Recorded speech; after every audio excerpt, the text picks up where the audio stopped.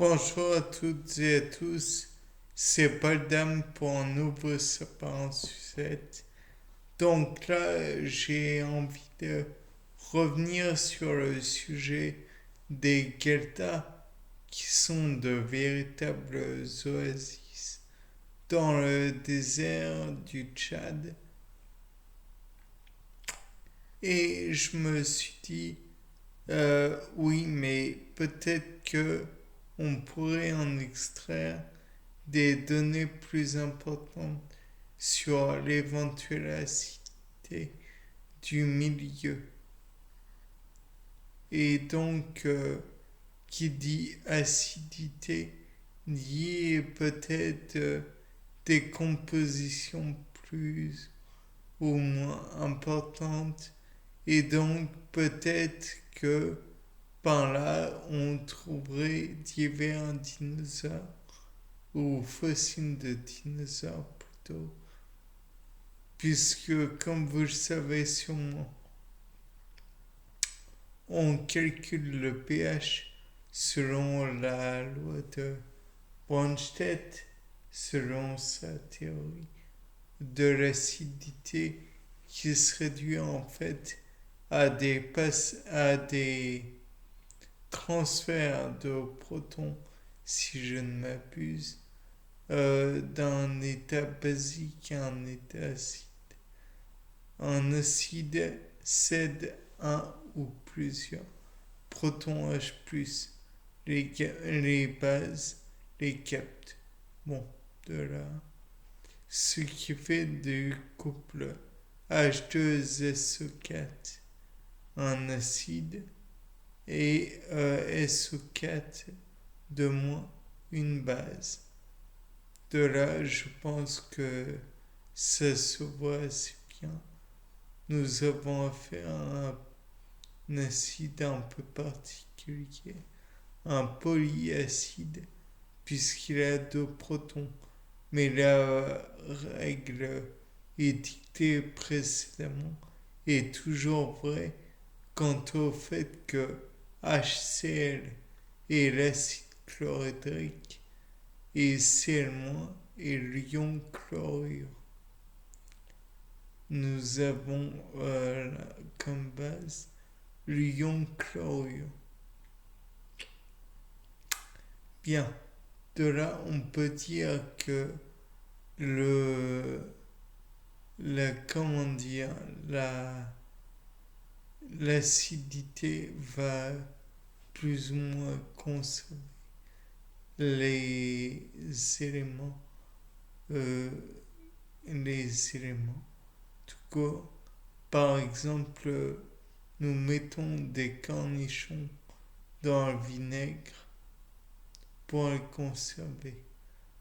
Donc de là, peut-être que avec l'acidité, on peut supposer qu'il y a une meilleure conservation des fossiles dans les gueltas.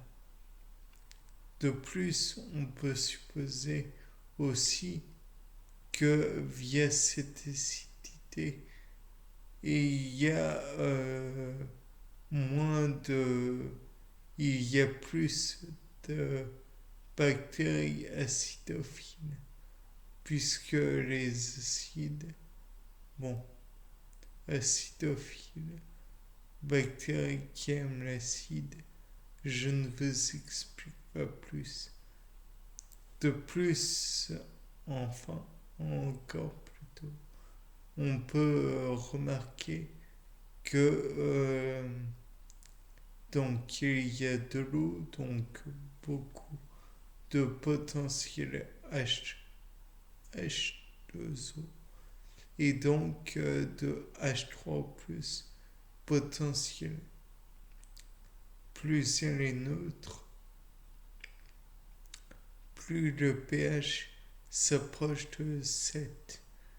Et nous savons aussi que via la formule 10-pH égale la concentration, enfin exposant moins pH égale la concentration.